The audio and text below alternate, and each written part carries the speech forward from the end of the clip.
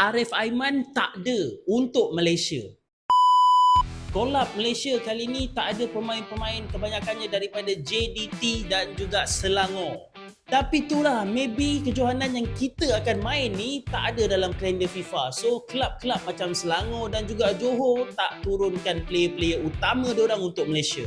Malaysia kembali akan beraksi atas padang lepas banyak sangat isu yang dilanda oleh pasukan kebangsaan kita. Last diorang main pun bulan 3. So kali ni bulan 7 Malaysia akan beraksi untuk AFF Hyundai Cup yang mana korang biasa dengar sebelum ni sebagai AFF Suzuki Cup.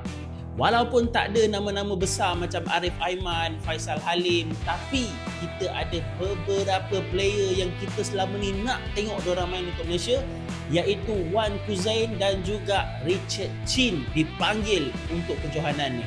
Aksi pertama pasukan Malaysia akan berlangsung pada 25 Julai menentang dengan Myanmar. Come on lah guys. World Cup tengok, Argentina sokong, takkan Malaysia tak sokong? Komen Malaysia mampu atau tak menang dengan Myanmar.